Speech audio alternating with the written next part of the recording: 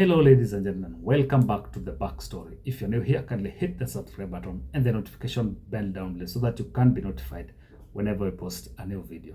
Now ladies and gentlemen, there's a video that is trending right now and Kenyans are playing it over and over.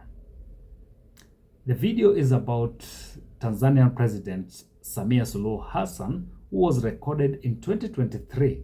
Even though it was cryptic, but you could tell that she was talking about Kenya. Now Kenyans are asking her, what happened? Ishe amani na utulivu. Amani na utulivu wa taifa inaanza nyumbani, inakuja kwenye jamii, alafu inapanda kwenye taifa. Tukitulia ndugu zangu, mambo mengi yanafanyika vizuri. Amani kishamiri ndani ya nchi, miradi itakuja, maendeleo yatafanyika, wafanyabiashara watakuja, wawekezaji watakuja nchini, pesa itakusanywa, mambo yatakwenda. Tukiparurana na kugombana na nini, wale wanaokuja wanatusikiliza, wanasema kule hakwendeki. Hakwendeki. Kwa mfano nilikuwa namsikiliza mkurugenzi wa kituo cha uwekezaji Tanzania, anahojiwa kwenye TV, akasema mwezi Mei na Juni tumepokea wawekezaji kiasi ambacho hatujawahi kupokea, wengi mno, na thamani ya miradi iliyokuja ni hii. Lakini ukitizama sababu ni nini? Sababu ni kwamba kwa jirani kuna waka moto, na mwekezaji hakai kuna waka moto, wanakimbia wanakuja zao kwenye amani na utulivu. Ni waombe tutunze amani na utulivu tulionao. Tunapotofautiana tuambiane, hakuna kisichosemezeka.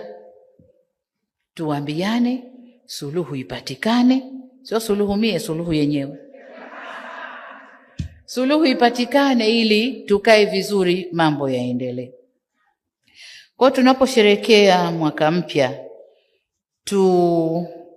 kwa wale ambao tulikuwa mbali, basi tubadilike, tuendane na haya ambayo tumeambiwa. In Swahili they say that ukiona mwenzako ananyolewa, anza kutia chako maji. In English it's translated to mean that when you see your neighbor being shaven, you should also start doing what? Applying water on your head, because you could be next. So it means, if you are to get the literal meaning, it means that when you see your neighbor has like problems, you should try as much as possible to try and protect or deter that problem coming to you. In 2023, Kenyans were demonstrating against their government, and it was about the high cost of living, and there was a lot of inflation. So Tanzania then was seen as this peaceful country, and no one ever expected that Tanzanians could go to the street and demonstrate against their government. And you know, since independence, Tanzanians have never demonstrated against their government. It has been the most peaceful country in Eastern Central Africa. And when President SULUHU Hassan came in, she was like that beacon of hope and peace for Tanzanians. And for her, when she was saying all this, she was saying it in a way she was trying to endear herself to Tanzanians by telling them that she was the best option that they had, because they had peace and the cost of living was very low then. But things turned around after that, because it's just 1 year down the line. Kenya right now is somehow stable, but the reverse is happening in TZ, and that is why Kenyans are now asking her, what happened? Haya ya watu kuanza si kuandamana, kuchoma matairi, kuchoma nyumba, kuzichoma nyumba, mnayatakaga wenyewe. Mungejifunza ubinadamu na uzalendo kwamba ni wewe. Arusha, kituo cha polisi kimeisha chote.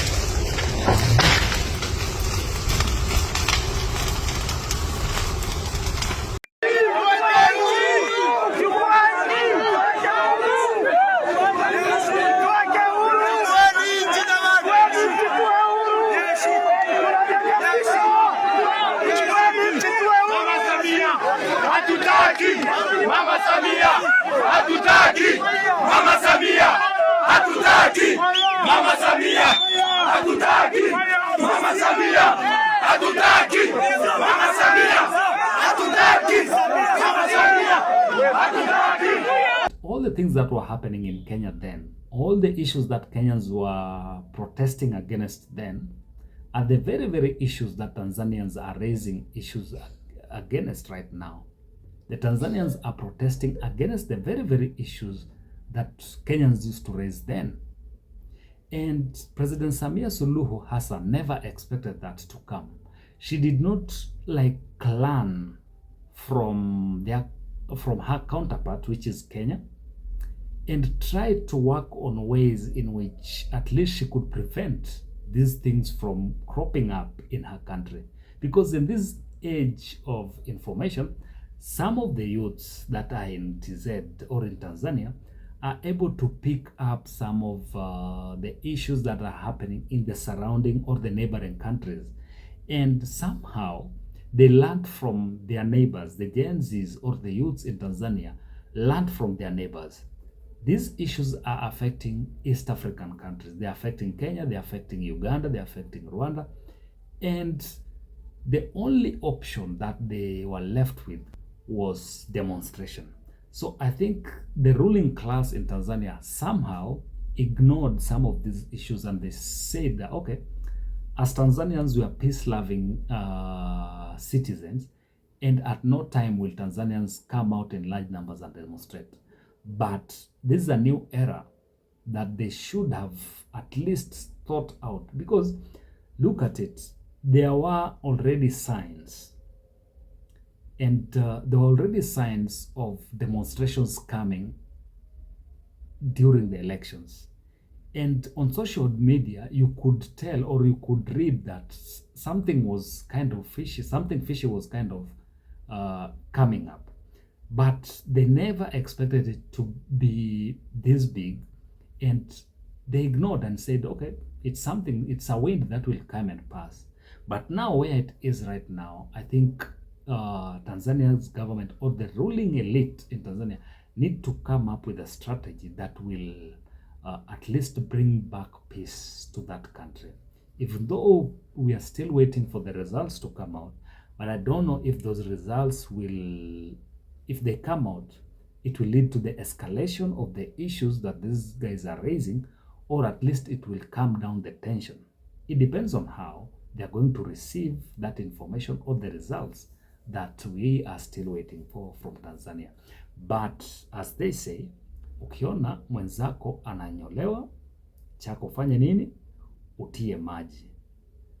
When you see a problem in your neighborhood, you should try as much as possible to work out ways in which you can prevent the same from affecting your house or your neighborhood. And that is what President Samia Suluhu Hassan did not work on. And that is what is currently now affecting her. So ladies and gentlemen, that is it from us. If you're new here, kindly hit the subscribe button and the notification bell down below so that you can be notified whenever we post a new video.